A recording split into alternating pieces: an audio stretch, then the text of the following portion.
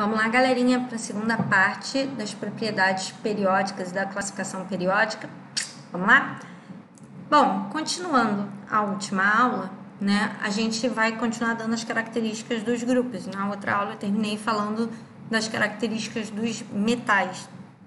Então, recordando, né, metais têm muita capacidade de conduzir eletricidade no estado sólido. Metais têm elétrons livres na superfície, e esses elétrons livres é que fazem a condução, tá? Os metais são maleáveis, são dúcteis, apresentam brilho quando polidos, né? Então, eram algumas características que a gente viu dos metais. Aí a gente vai para o grupo dos chamados semimetais. Esse grupo, na verdade, ele deixou de existir.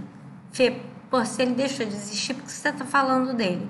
Porque às vezes você pega uma tabela periódica um pouco mais antiga, e a tabela periódica um pouco mais antiga vai trazer os semimetais ainda. Mas é aquela história, é bom você saber quem eles eram e saber o que aconteceu com eles. Então, eles não existem mais nas tabelas atuais, mas se você pegar uma tabela antiga, ele vai estar lá. São só 7, né? E eles ficam exatamente na divisão entre metal e ametal. Então, a lógica era bem interessante, porque vinham os metais, ametais, e aquele grupo exatamente da divisa, né, aquele grupo de fronteira, ele tinha tanto características de metais quanto características de ametais. Então, ele acabava ficando com características literalmente intermediárias. Então, semimetais seriam quase metais, quer dizer, algumas características são de metais e outras não são. Eles eram esses 7 aqui, ó: boro, silício, germânio, arsênio, antimônio, telúrio e polônio. Só que, com o passar do tempo, eles decidiram acabar com esse grupo e decidiram pegar os elementos que mais se parecem com metais e jogar para o grupo dos metais de uma vez. Então, o germânio, o antimônio e o polônio, eles têm mais semelhança com metais que a metais. Então, eles jogaram de uma vez para o grupo dos metais. Boro, silício, arsênio e telúrio se pareciam um pouco mais com ametais e aí jogaram de vez para o grupo dos ametais. Então, tá aqui quem foi para que lado, tanto faz você olhar aqui como você olhar aqui. Uma dica legal, né, a maioria das tabelas vem com a divisão do que é metal, o que é ametal, mas tem tabela que não vem. Então, uma dica que eu dou é o seguinte: se você pegar uma caneta, por exemplo, e botar essa caneta ligando o boro ao elemento astato, você vai ficar exatamente com essa linha aqui, ó. Tudo que ficar sobre a linha, ó, ligando o boro ao astato, tá vendo? Fiz uma linha do boro ao astato. Então, se pegar uma régua, pegar uma caneta, colocar aqui em cima, do boro ao astato, tudo que ficar sobre a linha era um semimetal e agora é um ametal. Tudo que ficar para fora da linha, que vai ficar o germânio, o antimônio e o polônio, tudo que ficar para a esquerda dessa linha, então todo esse grupo aqui da esquerda são metais, tá bom? Então, fica aí a dica, né? Como eu falei, esse grupo não existe mais, mas se você pegar uma tabela antiga, é possível que venha escrito lá na tabela mais antiga o grupo dos semimetais. Então, você precisa saber que eles deixaram de existir e agora só existe metal e ametal. E como saber, quer dizer, se ela vier com essa divisão, como é que eu faço para saber quem ficou no grupo dos metais e quem ficou no grupo dos ametais? Então, como eu falei, liga do boro ao astato, passa uma linha em cima, tudo que ficar embaixo dessa linha é ametal, tudo que ficar fora dessa linha para a esquerda é metal, tá bom? Então, próximo grupo, né? Bom, aqui eu tô falando características que eu já falei, né? Classificação restrita, enfim, nada que eu já não tenha dito. E aí eu vou para a característica dos ametais. Na característica dos ametais, cara, ametal é um grupo pequenininho. É um grupo que tem só esses elementos aqui: carbono, nitrogênio, oxigênio, flúor, fósforo, enxofre, cloro, selênio, bromo, iodo e astato. Como eu falei com vocês, né? Parece um grupo pequeno porque tem pouca quantidade de elementos, né? Eu tenho meia dúzia aí de elementos, mas a quantidade que eu tenho de cada um deles é bizarra. A quantidade de carbono que eu tenho no mundo, a quantidade de nitrogênio, 80% do ar praticamente é nitrogênio, só para você ter uma ideia. Imagina tudo que eu tenho no ar, 80% é nitrogênio.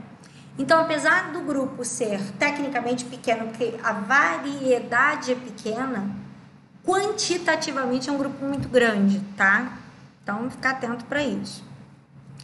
E aí o nome ametal, ou grupo dos não metais, ele nega as características do metal. Então, metais têm brilho, ametais não têm brilho. Tem uma exceção importante, que é o carbono na forma de grafite, ele tem um brilho leve, tá? Mas ametais normalmente não tem brilho. Metais conduzem bem eletricidade no estado sólido, ametais não conduzem eletricidade. Metais são dúcteis, fazem fios, ametais não fazem. Metais são maleáveis, ametais não são maleáveis.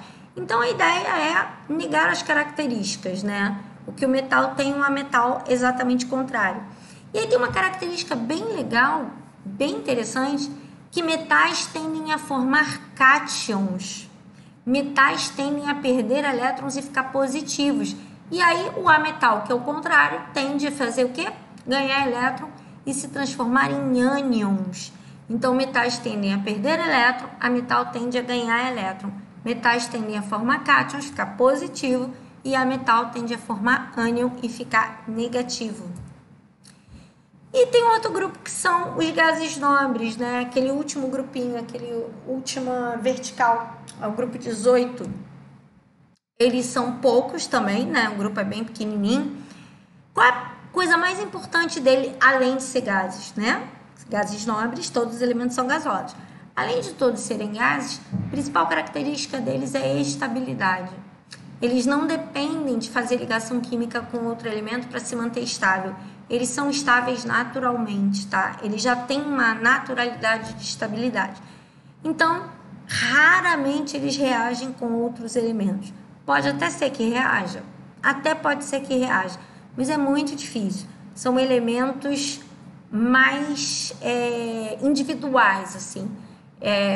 Eles não precisam fazer ligação. Agora, normalmente, quando eu estou fazendo uma química um pouco mais rebuscada, uma química um pouco mais... Os últimos elementos, os elementos de maior raio, xenônio, radônio, eles até podem sim fazer ligação com elementos de alta eletronegatividade. Então, eu consigo ter, por exemplo, o tetafluoreto de xenônio. É raro, tá? É raro. Difícil conseguir fazer essa ligação, mas eu consigo, tá? A substância tem muita estabilidade? Não, a substância não tem muita estabilidade, não. Ela até tem alguma porque ela é simétrica, e simetria normalmente dá estabilidade. Mas assim, ela não é muito estável e não tem uma durabilidade muito boa no ambiente. Então, rapidinho ela se desfaz, mas é possível. Então, esses elementos que são os maiores, criptônio, xenônio e radônio, com elementos de alta eletronegatividade, flúor, cloro e oxigênio, eles até conseguem fazer ligações, eles até conseguem fazer compostos, mas como eu falei, raros e de pouca estabilidade. Bom, esses são todos os gases nobres, hélio, neônio, argônio, criptônio, xenônio e radônio. Não precisa decorar essa ordem, porque lembra que se você precisar, a tabela periódica vai estar lá para você consultar, né? Mas precisa saber que é o último grupo, o grupo 18, e tem que saber que eles têm estabilidade, tá? Isso tem que saber. São gases, óbvio. E aí tem o hidrogênio. O hidrogênio, cara, lembra do saudoso e antigo Orkut? Pois é, eu sou do tempo do Orkut, quer dizer, na verdade, eu sou do tempo que não tinha nem nada, né, galera? Mas, enfim, eu peguei aí boa parte do Orkut, aí tinham as comunidades. Quem lembra, né? Saudades comunidades. Cara, tinha muita comunidade pro hidrogênio. Era papo assim, você botava lá procurar comunidade de hidrogênio. Ah, tem a pena do hidrogênio, ele não tem família, adote o hidrogênio. Por quê? O hidrogênio ele não se parece com elemento nenhum da tabela. Nenhum elemento se parece com o hidrogênio. Ele é sozinho. Então, presta atenção, porque isso provavelmente cai em avaliações, tá? Que eu vou falar agora. Então, muita atenção. Hidrogênio não faz parte dos metais alcalinos. Ele está sobre os metais alcalinos, mas ele não é um metal alcalino. Você gravou isso? Presta atenção, vou falar de novo. Hidrogênio não é um metal alcalino, beleza? Então, por favor, ele está sobre o metal alcalino, mas ele não é metal alcalino. Ele é um grupo à parte, é o grupo do eu sozinho, tá? Ele é só ele, tem mais ninguém parecido com ele. E ele tem algumas características interessantes que a gente precisa saber, né? Ele é inflamável, aliás, ele é combustível de foguete, ele é incolor, ele é inodoro, ele tende a fazer reações, né, que dão características ácidas, né? Então o hidrogênio vai ser muito importante quando a gente vai falando dos ácidos, porque ele está sempre presente em substâncias ácidas. O hidrogênio, ele faz uma ligação só, ele tende a fazer ligações que a gente vai chamar de ligações covalentes. A tendência do hidrogênio é ficar com carga mais 1, tá? Então, a principal carga do hidrogênio não é a única, mas a principal carga dele é mais 1. Na natureza não existe H sozinho, o que existe na natureza é gás hidrogênio, tá? Gás H2. Então, se num texto ele falar do H2, você lembra que é H2, gás hidrogênio, tá bom? Fica atento para isso. Bom, existem 3 isótopos importantes do hidrogênio, que é o prótio, o deutério e o trítio. Hidrogênio 1,1, hidrogênio 1,2, hidrogênio 1,3. Mas já foram descobertos no Sol hidrogênio de massa 5 e massa 7. Porra, se o de massa 3 já é instável, e de 5 e 7 nem se fala. Por isso, um dos motivos pelo qual o Sol libera tanta energia, que ele tem hidrogênios de baixa estabilidade. Esses hidrogênios acabam reagindo, a gente vai ver num assunto bem próximo, que é radioatividade, né, que acontece no Sol a fusão do hidrogênio. Então, no Sol, o hidrogênio se junta a outro hidrogênio para formar hélio. Então, ele sai de uma estrutura de baixa reatividade para formar um gás nobre que é estável. O que significa dizer que eu vou ter muita energia sendo liberada, energia tão grande que chega aqui na Terra como luz e calor, tá? Então, fica aí a dica. Bom, eu já falei que você não vai encontrar hidrogênio atômico na natureza, você não vai encontrar H na natureza, né? Você vai encontrar ou na forma de outros compostos, tipo NaOH, H2SO4, ou você vai encontrar na forma de H2, tá? Elemento muito instável, como eu falei, ele é combustível de foguete, então ele é inflamável, pega fogo, explode. Aliás, vocês já ouviram falar no Zeppelin, né, um dirigível que pegou fogo? Como o hidrogênio é mais leve que o ar, ele é menos denso que o ar, eles encheram um balão, né, com hidrogênio e puseram um motorzinho. E aí você conseguia fazer com que ele planasse e ao mesmo tempo tinha lá uma hélicezinha, tinha um comando e a gente conseguia direcionar para onde aquele balão estava indo. Por isso o nome dirigível, né? Você conseguia, né, levar ele para um lado para o outro, fazendo movimentações naquela aeronave, né? Um tipo de aeronave. O problema é que ninguém se ligou que o hidrogênio pega fogo. E uma faísca acabou fazendo com que ele pegasse fogo. Morreu foi gente. Fazer o quê? Como eu falei, né? Uma das coisas mais importantes que o hidrogênio vai ter é liberação de H+, né? O hidrogênio perde um elétron, forma um H+, e esse H+, que é um próton só. Porque pensa bem, o principal hidrogênio que a gente tem é o próton. Vou até marcar ele aqui para vocês, ó. O principal hidrogênio que a gente tem é esse aqui, que é o próton. Que a gente representa ele assim, ó. Hidrogênio com 1 de número atômico e 1 de massa. Eita! Ele tem 1 de número atômico e 1 de massa.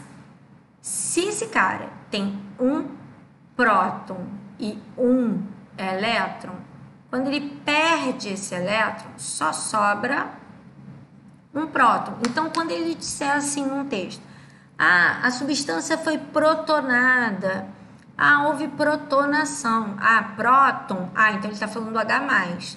E o H+ está ligado à acidez, ficar muito atento para isso, tá? O H+ vai estar sempre ligado à acidez. Aqui está a forma de mostrar, né? O próton, que é o mais comum, é o mais importante, ele tem 1 próton e 1 elétron. O deutério tem 1 próton, 1 nêutron e 1 elétron.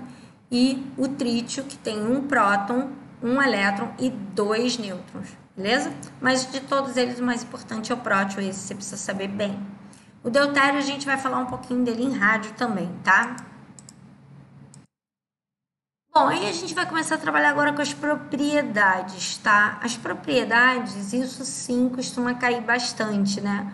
Toda a parte que eu falei até agora, quando a gente pergunta questões, a gente pergunta, na verdade, características. Então, assim, eu posso pedir para você identificar o metal alcalino do terceiro período.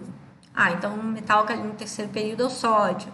Eu posso pedir para você identificar, sei lá, o ametal de menor número atômico do segundo período. A metal de menor número atômico do segundo período é o boro. Então, ele pode fazer perguntas desse tipo, né? Ele pode perguntar características de maleabilidade, ductibilidade, de ponto de fusão, ponto de ebulição, enfim, né? São características que você vai ler na tabela. Ou ele pode falar das propriedades periódicas e aperiódicas. Essas, sim, são mais importantes, são relevantes e cai bastante, tá? Para quem está pensando em fazer um vestibular, é um assunto bastante relevante. A UERJ cobra beça, o Enem não cobra tanto não, mas a UERJ cobra bastante.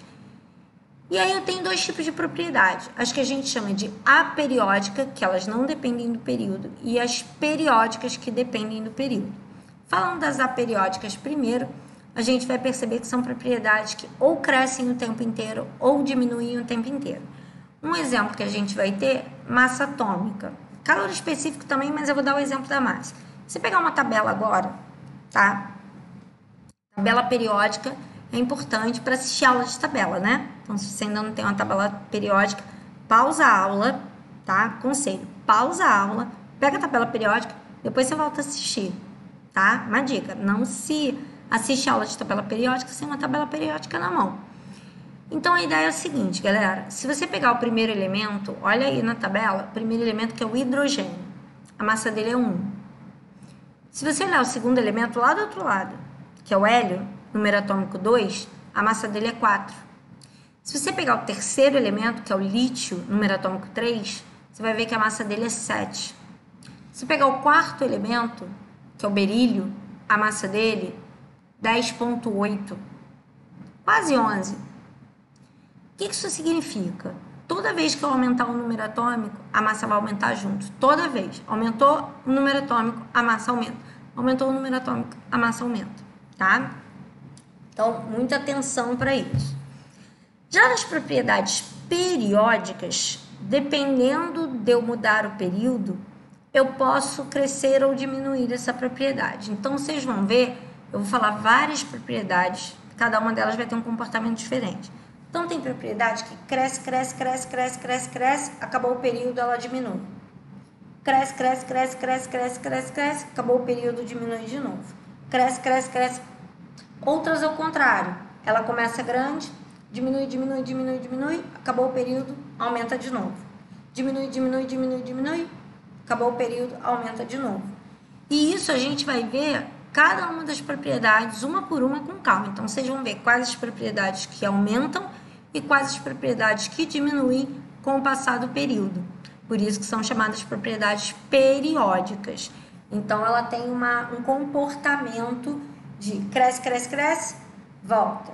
Cresce, volta. Cresce, volta. Ou o contrário, diminui, volta. Diminui, volta, tá? Diferente das propriedades aperiódicas que só crescem ou só diminuem o tempo inteiro, bom?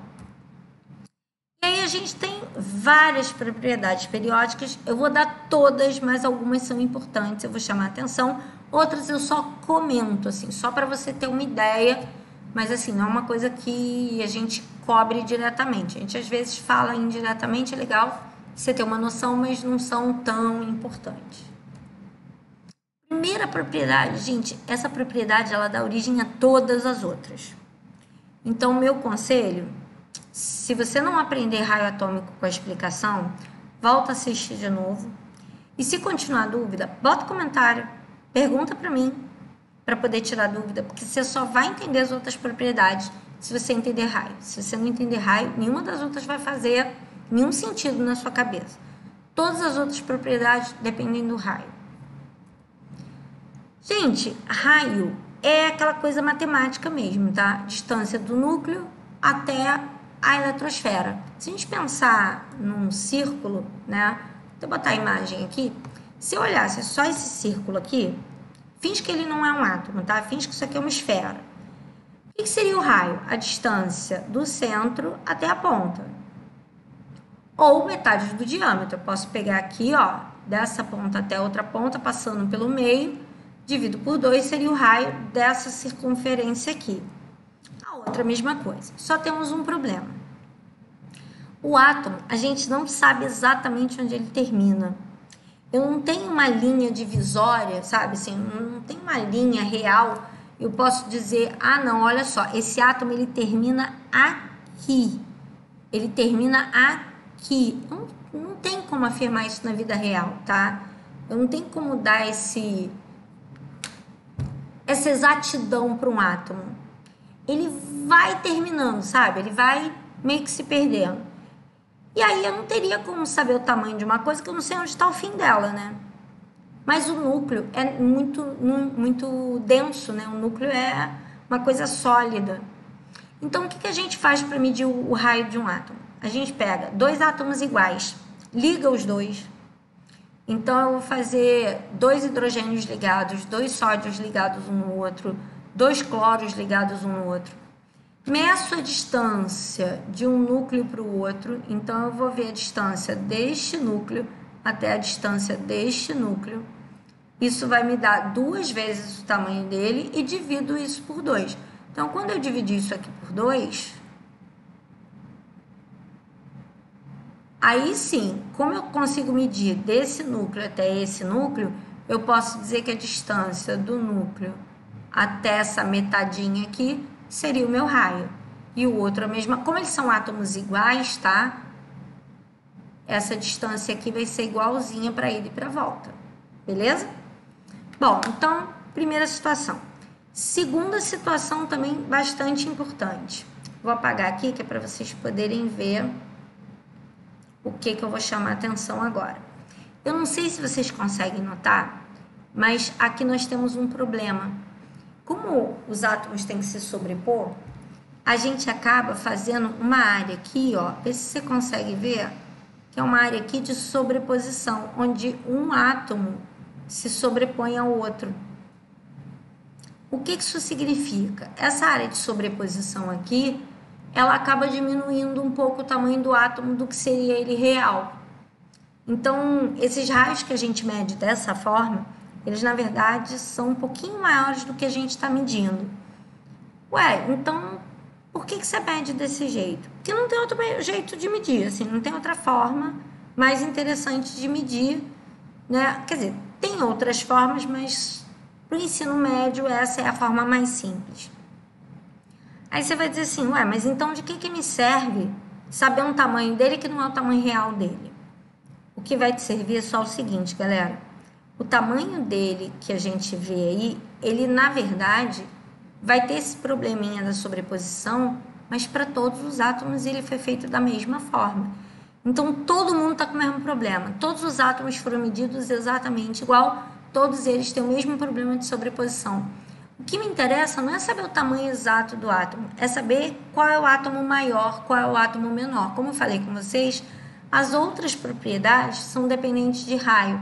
Então, se eu sei que o raio do átomo A é maior ou menor que o do átomo B, eu consigo ver as outras características, porque as outras características dependem de eu saber se o átomo A é grande ou pequeno em relação ao átomo B.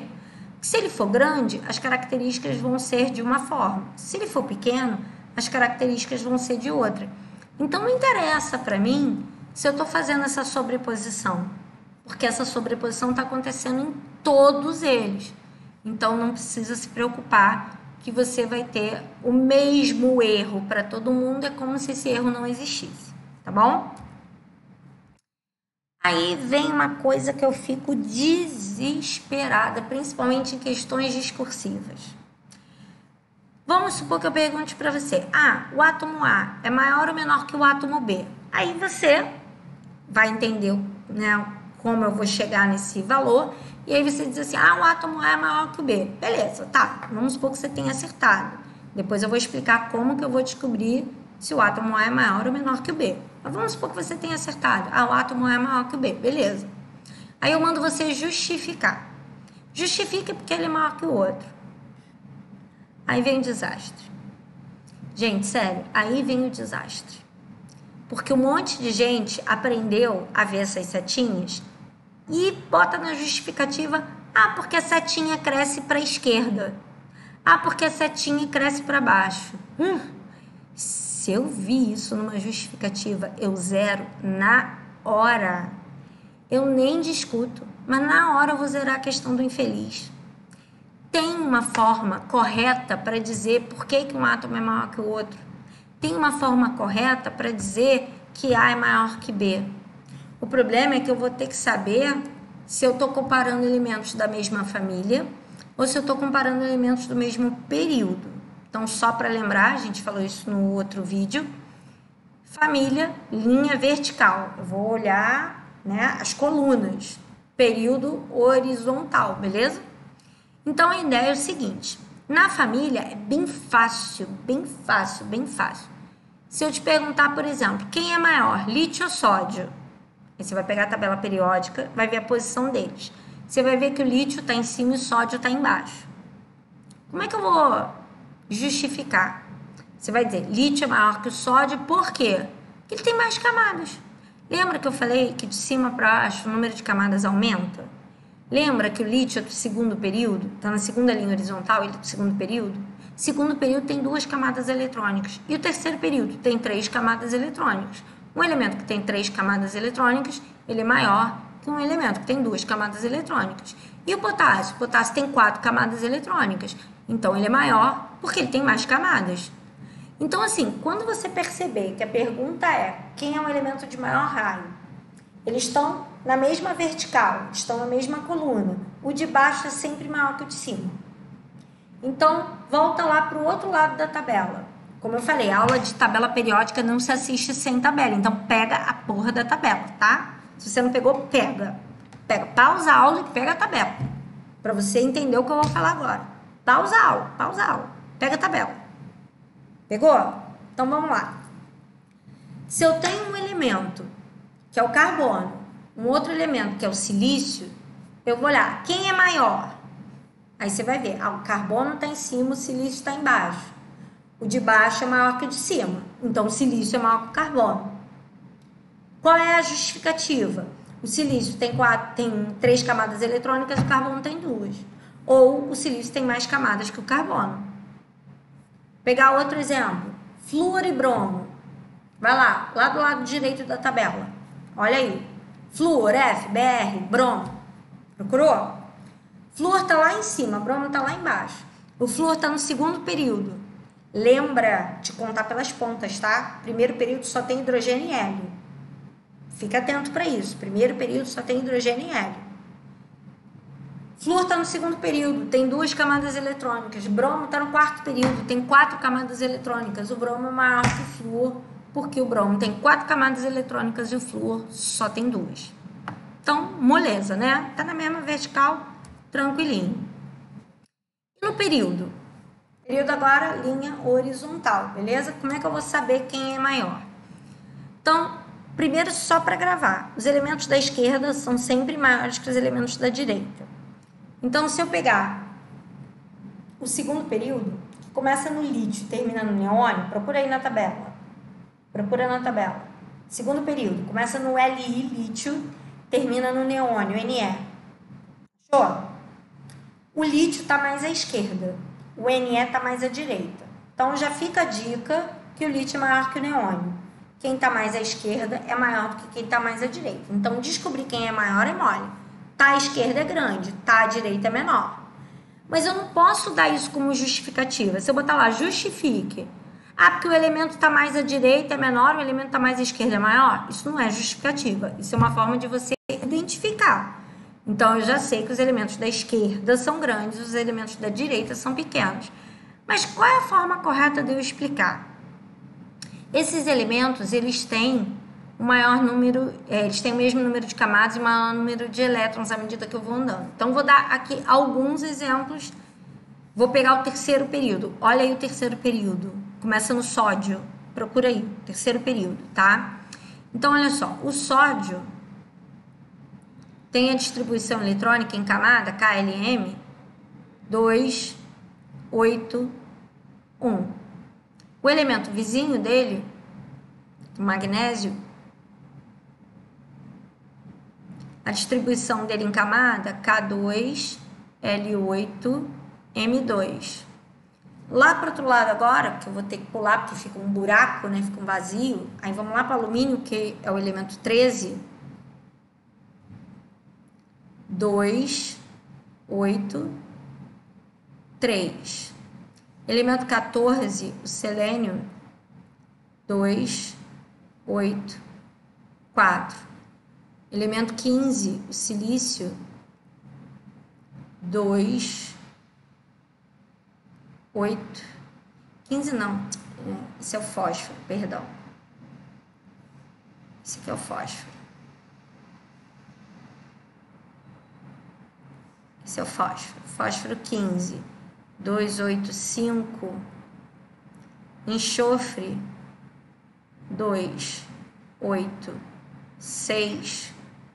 Cloro, 2, 8, 7. E o argônio, 2, 8, 8. Você vê que o que eles têm em comum aqui? O que eu posso ver em comum? Todo mundo tem 3 camadas, KLM, terceiro período. Então, todo mundo tem camada K, todo mundo tem camada L, todo mundo tem a camada M. Outra coisa em comum, todo mundo começa com a mesma distribuição, ó. Todo mundo inicia, ó, 2, 8, 2, 8, 2, 8. Isso é o que tem igual. O que eles têm de diferente? A última camada. Ó, 1 elétron, 2 elétrons, 3, 4, 5, 6, 7, 8. É isso que eles têm de diferente. E é essa diferença que vai fazer eles ficarem maiores ou menor. Quanto mais elétrons na camada de valência, mais atração eles têm entre o núcleo e a eletrosfera. E aí, se a gente pensar num átomo assim, ó... Eita. Se eu pensar num átomo assim... Núcleo é positivo, tá? Núcleo é positivo. Eletrosfera é negativa. Quanto mais elétrons eu coloco aqui, quanto mais elétrons eu boto nessa camada aqui, mais atração ele vai ter com esse núcleo. Significa que ele vai ser puxado para dentro. Puxar para dentro significa diminuir o tamanho dele. Então, a ideia é, quanto mais elétrons na camada de valência, maior é a atração núcleo-eletrosfera, menor fica o átomo. Então, se eu perguntar para você, dessa linha toda aqui, se eu quiser comparar, por exemplo, o selênio com o cloro, como é que é o raio deles? Quem é maior? Aí eu vou dizer que o raio do selênio é maior que o raio do cloro. Aí ele está mais à esquerda, ele é maior. Está mais à direita, ele é menor. Então, eu já identifiquei quem é o maior. Se eu pedir para justificar, o que você vai fazer? Você pode dizer que o cloro tem mais elétrons na camada de valência, aumenta a força de atração com o núcleo, diminui o tamanho do átomo. Ou, se preferir, o selênio tem menos elétrons na camada de valência, diminui a atração entre o núcleo e a eletrosfera, aumenta o tamanho do átomo, tá? Então, presta atenção que é a última camada, nesse caso, que vai mandar. Muitos elétrons na última camada, que é o caso desses aqui, ó. Muitos elétrons na última camada, muita atração núcleo-eletrosfera. Ele fica pequenininho. Poucos elétrons na camada de valência, ó. Poucos elétrons na camada de valência, pouca atração núcleo-eletrosfera, ele não encolhe tanto, ele fica grandinho. Beleza? Então, galera, fica aí a dica para vocês. Se tiver dúvida, assiste de novo. Se continuar com dúvida, me manda nos comentários que eu respondo, tá? Aqui é só para vocês terem uma ideia, né, do tamanho dos elementos. Então, você vê o seguinte, ó. À medida que eu vou descendo aqui, ó, eles vão ficando grandões, tá vendo? Eles começam pequenininhos, aí começa a crescer, crescer. Isso todas as famílias, ó. Ele começa pequenininho, cresce, cresce, cresce, cresce. Começa pequenininho, cresce, cresce, cresce. Então, para baixo, o de baixo é sempre maior que o de cima. Aí, lembra, o de baixo é maior que o de cima porque tem mais camadas eletrônicas, tá? Então, para baixo, aumento do número de camadas. Então, por exemplo, aqui, ó, entre o galho e o alumínio, o galho é maior. O galho está no 1, 2, 3, 4. Ó. O galho está no quarto período, tá? Ele está aqui, ó, no quarto período. Beleza? Ele é maior do que o alumínio que está no terceiro período, tá? E se eu perguntasse para você entre o bromo e o germânio? Ah, o bromo está mais à direita, o germânio está mais à esquerda. O da esquerda é maior. Então, o germânio é maior que o bromo. Então, eu vou dizer que o raio do germânio é maior que o raio do bromo. E se eu pedir para justificar, aí você escolhe se vai falar de maior ou menor número de elétrons. O germânio tem menos elétrons na camada de valência, menos atração com o núcleo, ele fica maior. Ou o bromo tem mais elétrons na camada de valência, mais atração, ele vai ficar menor, tá? Bom, agora a gente vai falar dos íons. Por quê? Os átomos podem ganhar ou perder elétrons, né? E nessa de ganhar ou perder, eles acabam mudando de tamanho, tá? Normalmente, o íon é mais estável que o átomo. Na maioria das vezes, perder ou ganhar elétrons faz ele aumentar a estabilidade. Só que isso muda o tamanho dele. Primeiro, a gente vai ver o raio do cátion. Raio de elementos que perderam elétrons, tá? A ideia é a seguinte, galera. Vou dar aqui um exemplo bobinho, tá? Então, eu tenho o sódio. A distribuição eletrônica do sódio, 2,8,1. O sódio é um elemento da 1A, a tendência dele é perder um elétron. Então, perder um elétron fica sódio mais. Qual elétron que ele vai perder? Da camada de valência. Ele perde esse elétron aqui. Esse elétron aqui vai embora. Então, a distribuição eletrônica dele passa a ser 2,8. Pô, esse raio vai aumentar ou diminuir? Essa tá super fácil. Esse cara aqui tem 3 camadas. Essa aqui tem 2 camadas. Só por aí você já vê que 2 camadas ele é menor do que 3 camadas, né? Então, todo cátion, ele vai ter um átomo, né? Ele vai ter um raio menor que o átomo que originou. Então, o cátion de sódio é menor que o átomo de sódio. Então, vou botar aqui, ó, o raio do sódio mais, que é do cátion, é menor que o raio do sódio, tá? Então, perdeu o elétron, ele encolhe. Perdeu o elétron, ele fica menor. O que eu vou justificar? Como é que eu vou dizer? Ah, ele diminuiu por quê? Primeiro, ele perdeu a camada de valência, ele perdeu a última camada. Ele sempre perde a última camada? 99% das vezes sim. Poucas vezes ele vai perder elétron e não vai perder a camada de valência, tá? Até tem casos, mas é raro. A maioria deles, quando perder elétrons, vai perder a camada de valência dele toda. Mas tem um outro exemplo, tem uma outra ideia que eu posso dar para vocês que não tem nada a ver com a camada de valência e ainda assim dá para ver que ele fica menor. O número atômico do sódio é 11, tá? É o número atômico dele. Número atômico não muda. Não muda. Eu posso perder elétron, ganhar elétron, número atômico é o mesmo. Lembra que número atômico é número de prótons. Número atômico indica quantos prótons esse cara tem. Então, se a gente pensar num átomo, galera, esse círculo você vai fingir que está redondo, tá? Ele tem 11 prótons, porque o número atômico dele é 11, então ele tem 11 cargas positivas, ele tem 11 prótons, beleza? Originalmente, ele tem 11 elétrons. Quando ele é átomo, ele tem 11 prótons e tem 11 elétrons. Isso aqui meio que fica equilibrado, né? A força de atração aqui fica equilibrada. Mas vocês já brincaram de cabo de guerra? Todo mundo já brincou de cabo de guerra? Sabe aquele esquema do cabo de guerra que quem puxar com mais força leva a brincadeira? Pois é. Quando esse cara perdeu um elétron, esse cara passou a ter não mais 11 elétrons como ele tinha antes. Se você fizer a conta aqui, ele continua com 11 prótons, ó. Ele continua com o número atômico 11, isso não muda. Mas ele passou a ter 10 elétrons. O que significa que isso aqui, ó, vai mudar. O que significa que ao invés de 11, ele vai passar a ter 10 elétrons. E aí, galera, o cabo de guerra vai mudar. Quem está mais forte agora são os prótons. E os prótons vão puxar num cabo de guerra isso aqui para dentro. Eita ferro.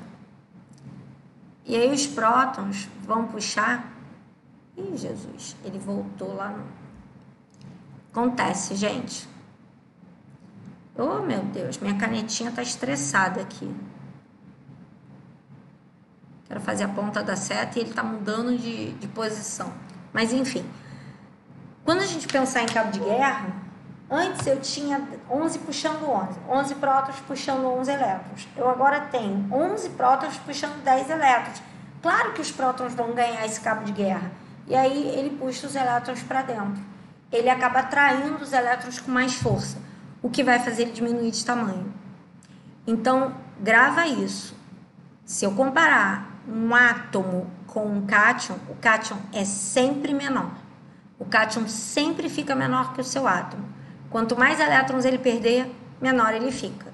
Se ele perder 2 elétrons, 3 elétrons, ele vai encolher cada vez mais.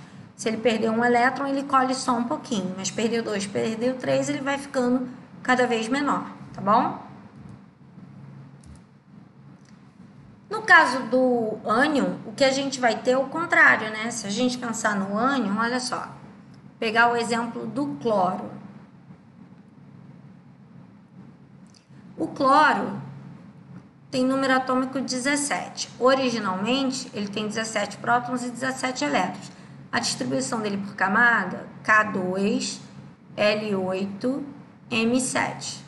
Aí é só fazer 1S2, 2S2, eu já ensinei isso para vocês. Se eu quiser fazer o cloro na forma de ânion, ele ficaria cloro menos 1. Mas ele continua com 17 prótons. O número de prótons dele não muda. Lembra que essa carga é perda ou ganho de elétrons. E aí o que vai acontecer com ele? Ó, 2, 8, 8. Não houve mudança do número de camadas, né? Ele tinha 3 camadas e continua com 3. Mas o que vai acontecer com ele é isso aqui, ó, gente. Eu tenho 17 cargas positivas, originalmente 17 cargas negativas. Fica sob controle porque as forças são iguais. Próton puxa para um lado, elétron puxa para o outro e ninguém está ganhando. O cabo de guerra está dando empate. Quando ele perde elétron, esse número de elétrons que era 17 vai passar a 18. Ele passa a ter não mais 17, mas 18 elétrons, 18 cargas negativas. Se a gente for olhar isso aqui como um cabo de guerra, ele está ganhando agora para fora. Quem está ganhando agora são os elétrons. E aí o que ele faz? Ó, próton e elétron. Quando era igual, está em estabilidade, está equivalente, ninguém está ganhando. Mas quando o número de elétrons aumenta, quando o número de elétrons vai para 18, ele acaba saindo, ele acaba puxando para fora, ele acaba atraindo para fora. E aí eu vou ter um aumento do raio do elemento. Sempre. Ganhou elétron, ele fica maior. Então eu vou dizer que o raio do cloro na forma atômica é menor que o raio do cloro na forma iônica. Então o cloro negativo é maior que o cloro sem carga. Uma outra dica, quanto mais elétrons ele ganhar, maior ele fica. Então, uma carga menos 2, menos 3, ele vai ficando de um tamanho maior que o menos 1, por exemplo. Tá bom? Então, isso aí a gente já falou. Aqui, só para dar um exemplo, né? Você vê que os elementos que originalmente eram bem pequenininhos, se você olhar aqui, ó. Esses elementos aqui, originalmente, eles eram bem pequenininhos, tá? Cadê meu? Oxigênio, enxofre, né? telúrio, eles eram pequenos. Flúor, cloro, bromo, eles eram pequenininhos. Ganharam elétrons, ficaram grandões. E esses aqui, que eram grandões, perderam elétrons, ficaram bem pequenininhos, tá? Então, fica aí a dica. Ganhou um elétron, tá ganhando elétron, ele cresce. Perdeu o elétron, ele encolhe. Bom, agora a gente vai para outra propriedade, que é o potencial ou energia de ionização. É uma força que eu vou fazer para arrancar elétron do átomo, tá? Então, a gente vai dizer que é a energia que eu preciso gastar para arrancar um elétron do átomo. Ele tem que estar no estado gasoso, mas isso é só um detalhe, tá? A ideia é o seguinte, gente, quanto mais preso o elétron tiver na eletrosfera, quanto mais agarrado a essa eletrosfera ele tiver, mais difícil vai ser para eu tirar esse elétron dali. Então, pensa comigo, ó, por isso que eu falei que está tudo preso no raio. Se o átomo é pequenininho, pensa, um átomo bem pequenininho, esses elétrons da eletrosfera estão perto do núcleo. Núcleo positivo, eletrosfera é negativa, opostos se atraem. Então, um átomo pequenininho, os elétrons da camada de valência estão perto do núcleo. Ele vai ser atraído, ele vai se aproximar do núcleo. E vai se aproximar muito. Então, ele é bem pequenininho. Se ele é pequenininho e esse elétron está preso, esse elétron está agarrado, não vai ser fácil tirar. Ou seja, eu vou ter que fazer uma força danada. Fazer força significa dar muita energia. Então, átomos pequenos têm um potencial enorme. Eu vou ter que fazer muita força para arrancar o elétron dali, porque o elétron está preso. Agora, pensa num átomo grandão. Pensa num átomo enorme. Que o último elétron aqui está longe a beça do núcleo. Que o último elétron está bem distante do núcleo. Se eu tenho força de atração positiva e negativa e ele está longe, é igual o ímã da geladeira. Já viu o ímã da geladeira? Você vai afastando o ímã assim, ó, ele vai perdendo a força. Você vai afastando o elétron, ele vai ficando mais fraquinho. Então, se um elétron está muito longe do núcleo, vai ser muito fácil tirar esse elétron. Esse elétron vai sair com muita facilidade. Eu vou precisar fazer força? Não, ele está solto. Se eu não vou precisar fazer força, eu preciso de pouca energia. Então, o que é importante aqui? O potencial é inversamente proporcional ao raio. Então, eu vou dizer que se o raio for grande, o potencial de ionização ou energia de ionização é pequena. Então, repetindo, átomo grande, elétron está solto, eu tiro com facilidade. Átomo pequeno, o elétron está preso, eu vou ter dificuldade de retirar. Facilidade de retirar, eu preciso fazer pouca força, energia baixa. Dificuldade de retirar, eu vou ter que fazer muita força, energia alta. Beleza? Volto a falar, tá, gente? Se tiver dúvida em alguma coisa, bota nos comentários a pergunta que eu respondo, tá? E aí a gente tem as benditas setinhas, né? Energia de ionização, eu vou ter o crescimento nesse sentido aqui. Quem são os elementos que eu vou ter mais dificuldade de tirar elétron? Gases nobres. Os gases nobres são o grupo que eu vou ter mais dificuldade de tirar elétron. Por quê? Além deles serem pequenininhos, os gases nobres ainda têm uma outra característica. Os gases nobres são estáveis. Lembra que eu falei quando eu discuti gás nobre que ele tem muita estabilidade? Lembra que eu falei que o gás nobre não precisa nem fazer ligação, que ele já é estável sozinho? Então, o potencial de ionização, eu vou precisar fazer uma força bizarra. Eu vou ter que fazer uma força incrível para conseguir tirar o elétron de um gás nobre. O gás nobre já tem estabilidade, ele não vai me deixar tirar o elétron com facilidade. Quem é mais fácil para tirar elétron? Quem eu vou ter mais tranquilidade para tirar o elétron? Eu vou ter mais facilidade de tirar o elétron? Esses metais aqui, que eles são grandes. Então, esse aqui, ó, mais fácil. Se é mais fácil, ele tem um menor potencial de ionização. Por quê? Eles são grandões, eles são enormes e tem poucos elétrons na camada de valência. Para eles é até legal tirar elétron. Se tirar elétron para eles é maneiro, não é ruim não. Então ele até faz um docezinho e tal, tem que dar uma energiazinha para tirar, mas qualquer energia que você dê, o elétron sai com facilidade. Bom, uma outra coisa que a gente tem que observar é o seguinte. No potencial de ionização, eu não preciso tirar um elétron só não, tá? Eu posso tirar o primeiro, o segundo, o terceiro, o quarto, o quinto, o sexto, até todos os elétrons dele. Mas aí é que tá, eu preciso de energia. Quando eu tiro o primeiro elétron, eu sempre vou ter mais dificuldade de tirar o segundo. Por motivos óbvios, galera. Olha só. Lembra que eu falei que o raio diminui quando ele perde elétron? Lembra que eu falei que a força de atração aumenta?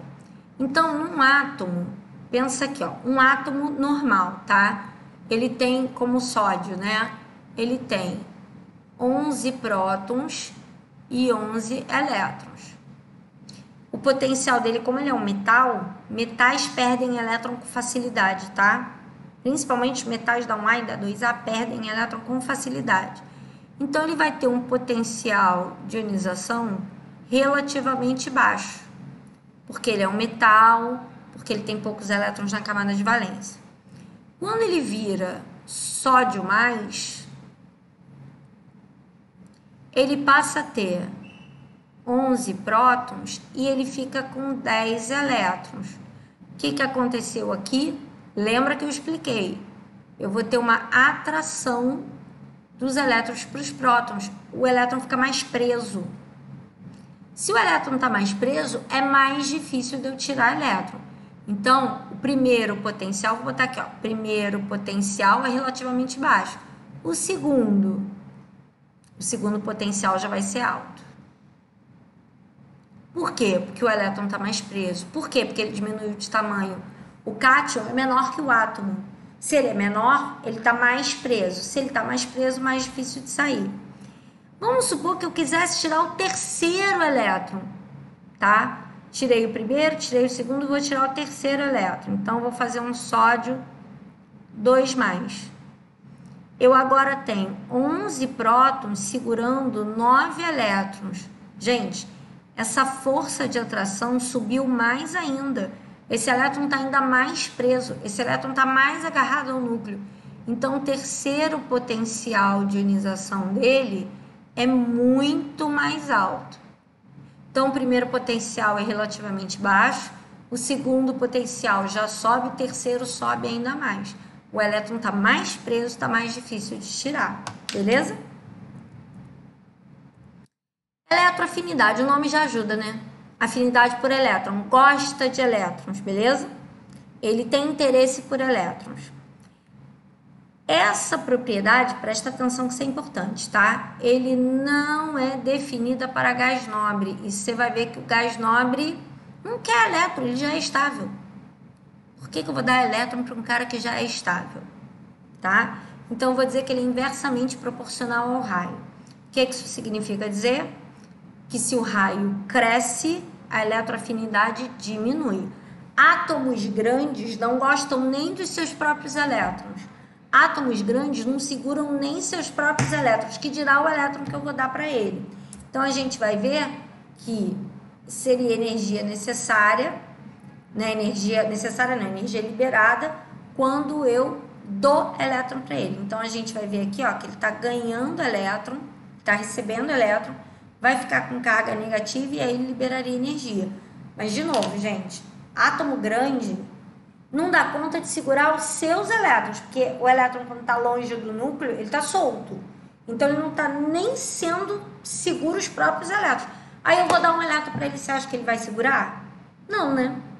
Aí um átomo bem pequenininho. Um átomo pequenininho, a força de atração entre o núcleo e a eletrosfera é grande.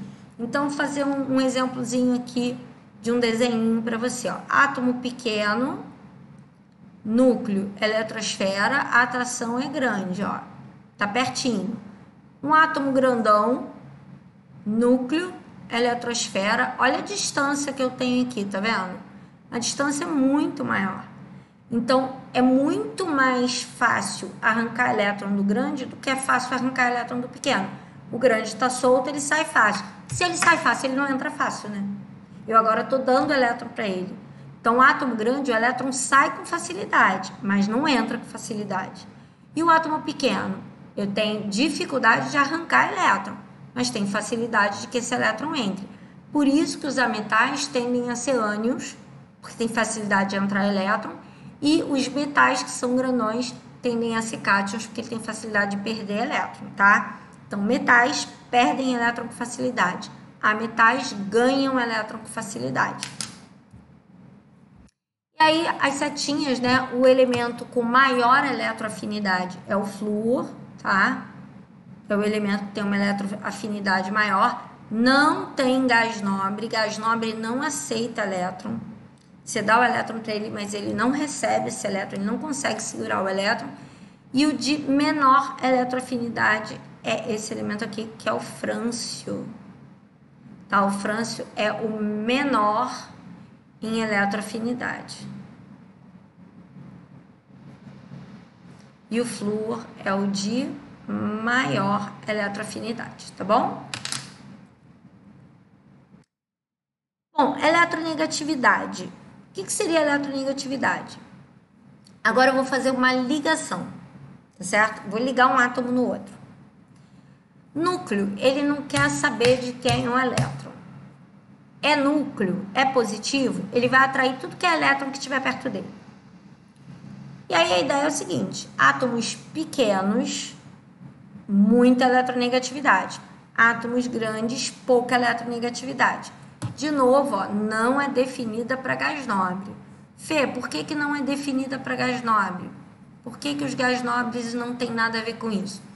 Ele não tem nada a ver com isso porque ele não gosta de fazer ligação. Se eletronegatividade eu só consigo ver numa ligação e ele não faz ligação, não tem como ver a eletronegatividade dele, tá? Então a ideia é o seguinte, galera. Esses átomos aqui, ó, como vocês podem ver, ó, 0,7, 0,7, 0,8, eles têm eletronegatividade baixa. A faixa de eletronegatividade vai de 0 a 4.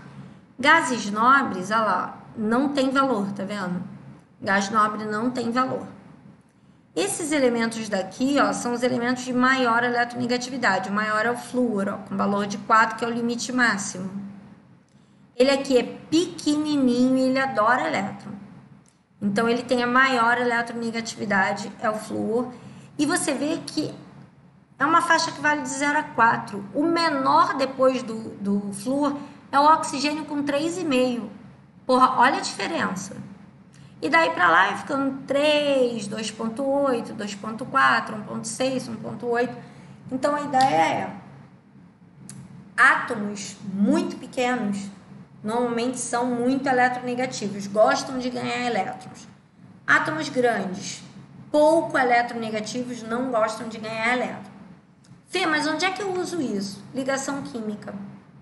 Um dos nossos próximos assuntos vai ser ligação química. A gente vai ver o seguinte, ó. Quando eu tenho dois átomos pequenos ligados entre si, um puxa elétron do outro com muita força. Então, átomos pequenos, você vai ver que eu vou ter a chamada ligação covalente. Hein? Na ligação covalente, tá? O que eu vou ter, na verdade, é pouca diferença de eletronegatividade. Eles vão ter eletronegatividade muito pertinho um do outro. Então, meio que eles disputam esse par de elétrons. Eles ficam brigando pelo par. Eu quero par, você também quer o par, a gente fica meio brigando um com o outro e ninguém acaba ficando com aquele par de elétrons. Eu puxo para mim, você puxa para você e fica aquela briga. Quando um é muito mais forte que o outro, o que eu vou ter, e aí eu vou ter um átomo que é bem pequenininho e um átomo que é bem grandão, o pequenininho, ele acaba puxando os elétrons para ele, porque o pequenininho, lembra, ele atrai elétron com muita força. O pequenininho é muito forte. O pequenininho são esses aqui, ó, de eletronegatividade 4, de eletronegatividade 3, 3,5. Ele puxa elétron com muita força. E o grandão, por sua vez, não consegue segurar os elétrons. Lembra? O grandão, o elétron está solto. Já falei isso várias vezes. O grande, o elétron está solto. O grande, o elétron está liberado. Então, a ideia é, esse grandão, ele vai acabar soltando o elétron. E aí, o que acontece na ligação iônica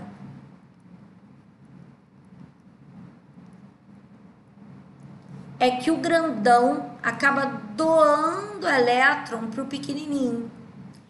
A diferença de eletronegatividade é tão grande, ela é tão grande, que o pequeno consegue roubar o elétron para ele, roubar mesmo, tirar o elétron dele, e aí ele vira um ânion, e quem perdeu o elétron vira um cátion. Então, normalmente, você vai ver que as ligações covalentes, quando a gente for ver ligação, isso vai ser muito importante, são feitas entre esses elementos aqui na maioria das vezes. São elementos que a eletronegatividade é muito alta. Então, se eu ligar flúor no nitrogênio, se eu ligar carbono no oxigênio, se eu ligar carbono no cloro, se eu ligar um elemento desses aqui, um pertinho do outro, eu vou ter ligação covalente, porque eles ficam brigando entre eles. Se eu ligar um elemento de baixa eletronegatividade com um de alta eletronegatividade, o de baixa eletronegatividade não segura o elétron, ele deixa o elétron ir embora. E o grandão acaba puxando esse elétron. Então, o pequenininho vira um cátion, o grandão vira um ânion e a ligação iônica está feita. Se eu ligar um metal no outro metal, aí eu tenho uma ligação metálica, mas aí ninguém quer elétron. E aí, você vê, a eletronegatividade dos metais é baixa. Eu não quero elétron, você não quer elétron, a gente, na verdade, vai ficar empurrando elétron um no outro. Lembra que eu falei no início que metais, quando sozinhos, né, quando metais estão puros, eles ficam com elétrons livres? Lembra? Eu falei que metais têm elétrons livres, por isso conduzem meio eletricidade. Por quê? Porque vai ficar um empurrando o elétron para o outro. Um não quer elétron, o outro também não quer elétron, eles ficam empurrando o elétron um para o outro. Então, como todo mundo fica empurrando o elétron, ninguém quer o elétron, fica aquele monte de elétron livre na superfície. Beleza? De novo, se tiver qualquer dúvida, deixa lá nos comentários, bota lá no chat, que eu vou responder todas as perguntas. Vou dar uma limpeza nessa bagunça, porque isso aqui tá muito zoneado, só pra gente poder discutir. E eu, hein? Só pra poder discutir essa tabelinha. Então, como eu falei, né, esses elementos aqui, e aí o flúor, vou reforçar ele aqui, ó. O flúor é muito eletronegativo, é o mais eletronegativo da tabela, e o frâncio é o menos eletronegativo da tabela, tá bom? Gás nobre tá fora, não tem eletronegatividade, a gente vê aqui que não tem. Uma dica legal, quando vem tabela periódica, é muito comum vir o valor da eletronegatividade, tá? Ele é muito comum de ser dado. Na UERJ, por exemplo, os valores da eletronegatividade vêm dados. Então, você não precisa decorar.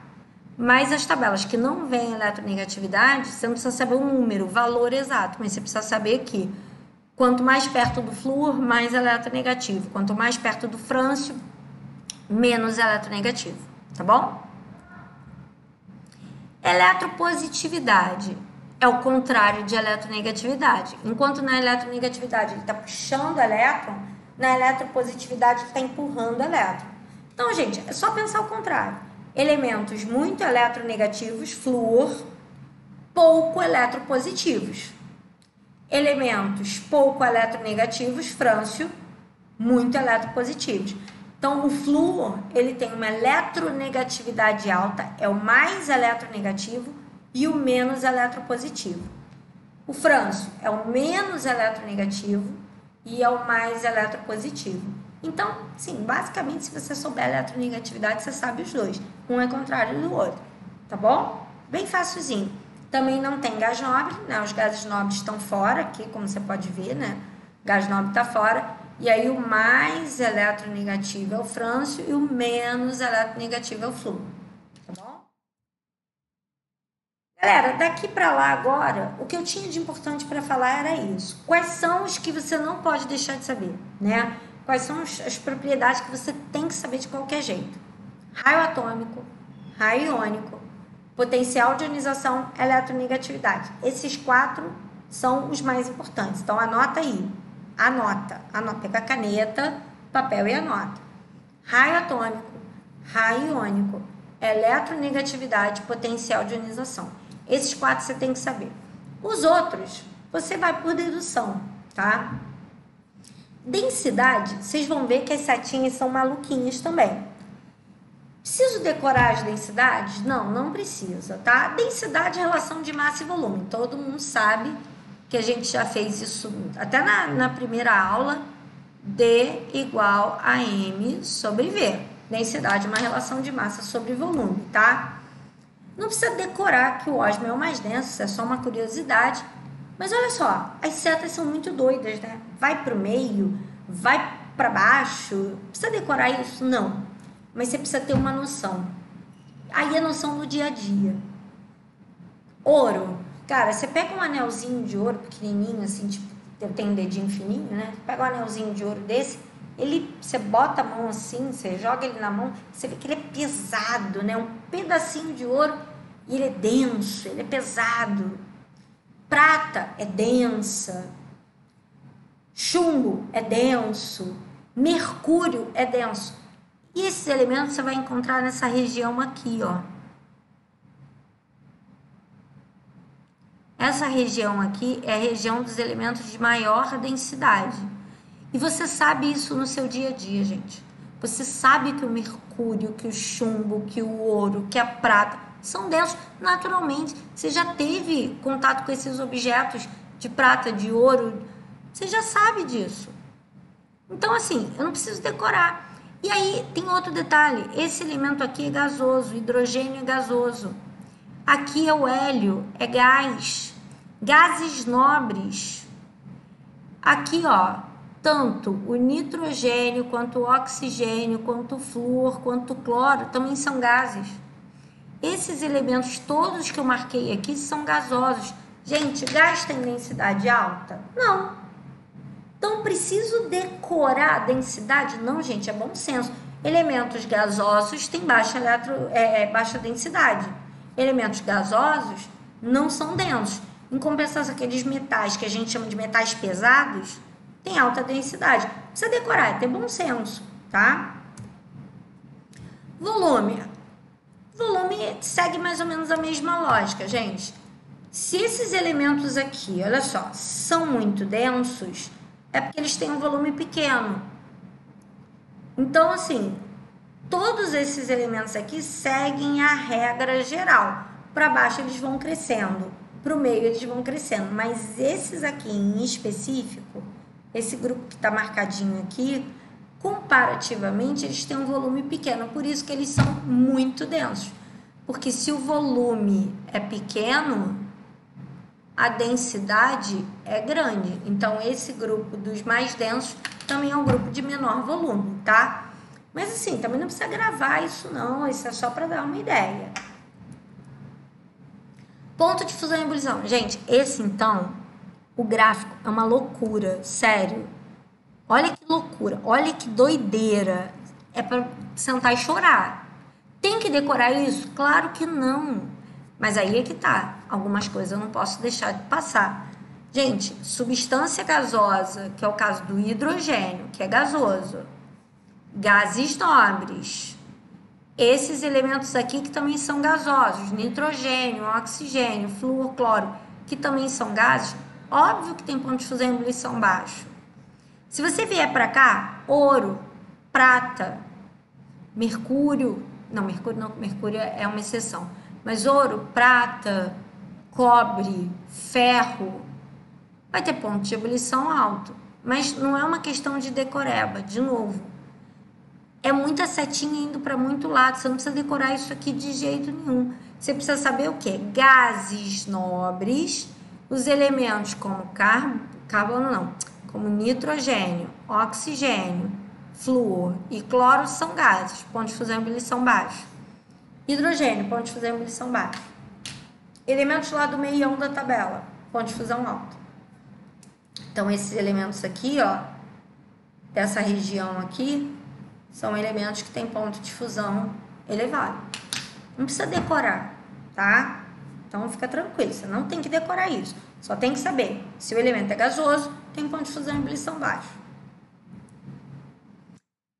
Aqui, sabe aquela partezinha que eu falei com vocês, que a distribuição eletrônica tem a ver com a posição de tabela? Então, foi isso que eu te expliquei lá no no iniciozinho, tá? Aqui, ó, aqui é o hidrogênio. Ele termina, todo esse grupo aqui, ó, todo esse grupo aqui termina com NS1, N nível. Então, ó, hidrogênio, 1S1, é assim que ele termina. O lítio, 2S1. O sódio, 3S1. Potássio, 4S1. Aí, da onde vem esse 1, 2, 3 e 4? Da camada, ó. Primeiro nível, segundo nível, terceiro nível, quarto nível, quinto nível, sexto nível. Esse grupo aqui, repara que ele não tem o primeiro período, ó. O primeiro período dele é vazio, tá? Não tem elemento no primeiro período aqui. Ele começa no segundo período. Então, ele aqui vai estar no segundo período e terminado em NS2. Então, 2S2 para o berílio, 3S2 é como termina o magnésio, 4S2 é como termina o cálcio, 5S2 é como termina o estrôncio, tá? Então, esses aqui são fáceis. Esse grupo aqui foi aquilo que eu falei, que a gente tem que estar atento com exceção ao hélio, que é uma exceção, é o único gás nobre que não termina em P6, tá? Ele é uma exceção. Todos os outros vão terminar assim, ó, NS2, NPY. Então, vamos pegar aqui o elemento alumínio, ó. O alumínio tá aqui, ó. Como é que o alumínio termina? 3S2, 3P1, ó. Ele termina em P1, tá vendo? Então, como ele é do terceiro período, ó, primeiro período aqui tá vazio, ó, primeiro período aqui tá vazio, tá vendo? Primeiro período aqui não tem ninguém. Primeiro período só tem hidrogênio de um lado e hélio do outro. Aqui tá tudo vazio. Então, esses elementos aqui são do segundo período, esse aqui é do terceiro. Então, o alumínio, ele vai terminar em 3S2, 3P1. Ah, e se eu pegar aqui, ó, o bromo, esse elemento aqui é o bromo. Ele tá aqui, ó, 1, 2, 3, ele tá no quarto período. Como é que ele termina? 4S2, 4P5. E é fácil, ó, P1, P2, P3, P4, P5. Então, ele tá no quarto período, então ele termina com 4S2, 4P5. Ah, e se eu pegasse, sei lá, o oxigênio, aqui é o oxigênio, ó. Como é que o oxigênio termina? Ele está no segundo período. Ele termina em 2S2, 2P, P1, P2, P3, P4. Então, ele termina em 2S2, 2P4. Ah, e se eu quisesse saber o chumbo? Quisesse saber o chumbo está aqui, ó. Isso aqui é o chumbo. Como é que termina o chumbo? O chumbo está no sexto período, ó. 1, 2, 3, 4, 5, 6. Chumbo está no sexto período. Como é que eu vou chamar ele na distribuição? Ele termina, tá? Vem tudo antes, mas ele termina. 6S2, 6P. Aí eu venho, ó, P1, P2, P3, P4. Então, ele termina em 6P4. E esse grupo aqui, esse grupo amarelinho, ele é mais chato, tá? Ele é mais chato. Ele é mais enjoadinho. Mas a ideia é o seguinte, ó. Vou fazer o ferro, que é esse elemento aqui, ó. Vou fazer o ferro para você ver. A distribuição do ferro, que é 26, seria 1S2, 2S2, 2P6, 3S2, 3P6, 4S2, 3D6. Isso aí distribuindo pelo diagrama de Pauli. Eu já expliquei para vocês que essa distribuição costuma vir na prova, tá?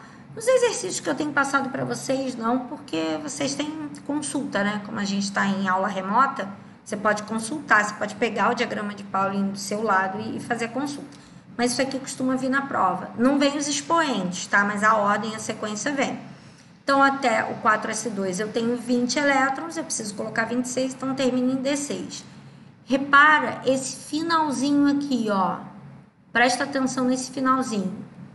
Olha ele da onde é. Olha o período dele onde é que é, ó. Primeiro período, segundo período, terceiro período, quarto período. Esse grupo aqui é do quarto período. Como o ferro tá aqui, ó. Minto, o ferro tá aqui, 3D6, perdão. O ferro tá aqui, ó. Ali é D8. Ali é o ferro cobalto, aquele ali é o níquel, perdão. O ferro tá aqui, ó. 3d6. Ele está no quarto período, percebe? Ele está no quarto período. Então, olha só. NS2, ele é do quarto período. Então, ele termina, ó, NS2, 4S2. Ele é do quarto período, 4S2. N menos 1D. N menos 1 seria 4 menos 1, 3.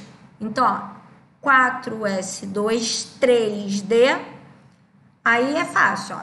Daqui para lá, dessa parte baixa toda, ó. D1, D2, D3, D4, D5, D6. Então, ele é um 3D6, tá? Ah, e se eu quisesse fazer, por exemplo, o zinco? O zinco tá aqui, ó. O zinco tá aqui. Deixa eu apagar essa bagunça que tá ficando muito rabiscado. Vamos fazer o zinco. O zinco é esse elemento aqui, tá?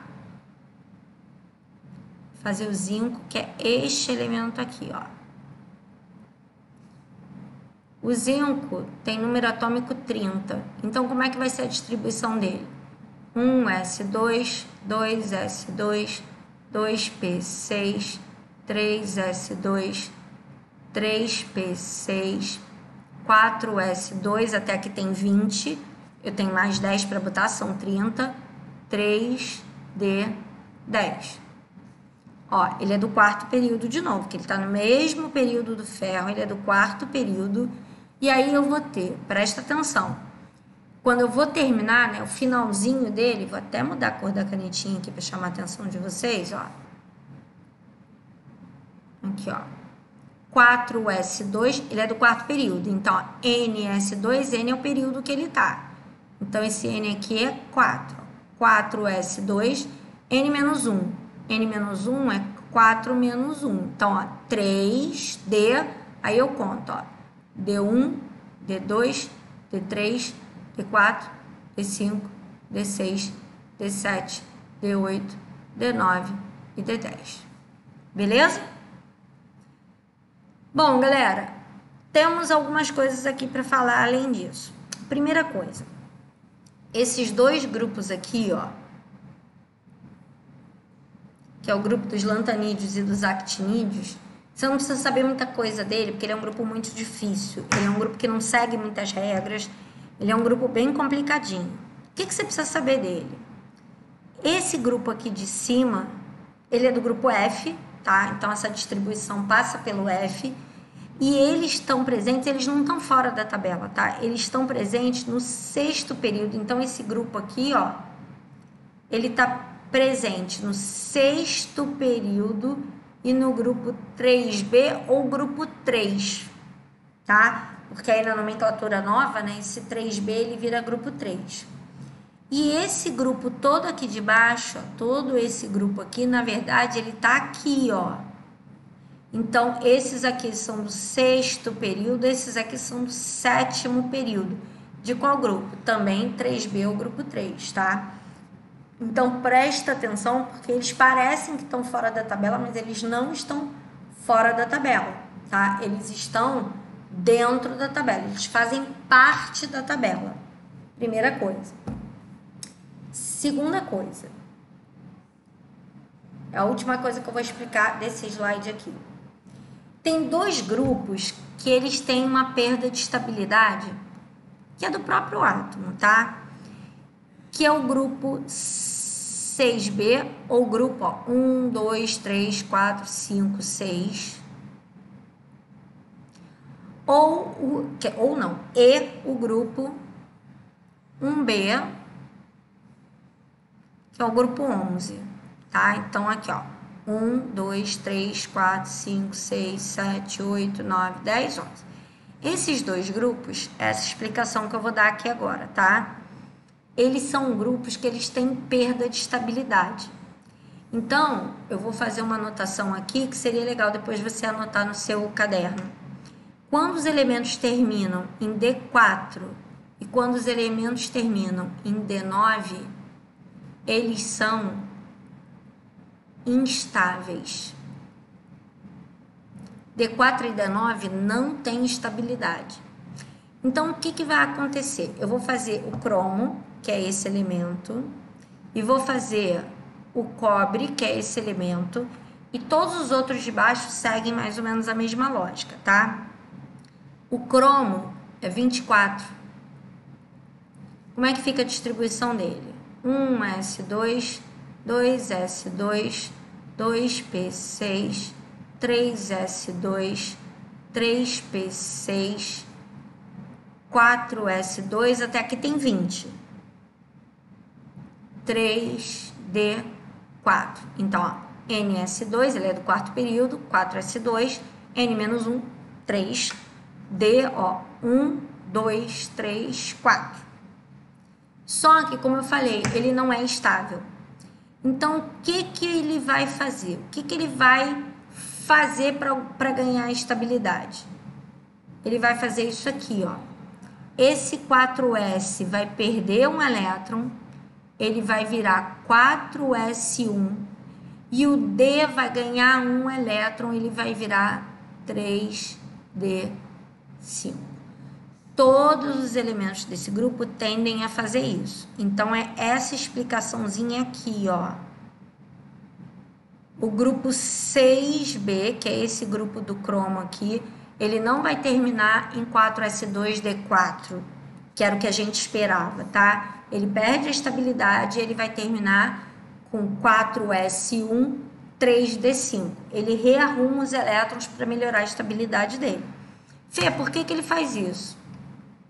Não sei, mas eles fazem. E aí, galera, o que eu vou fazer com outro grupo, que é o grupo do cobre? Vamos fazer o cobre agora. Vou apagar essa bagunça. E aí agora a gente vai fazer o cobre. É mais ou menos a mesma coisa, tá? O cobre tem 29 elétrons. Ele vai ser 1s2, 2s2, 2p6, 3s2, 3p6, 4s2, até que tem 20, 3d9. Então, aquilo que eu esperava, né? Ó, ele é do quarto período, que é esse elemento aqui.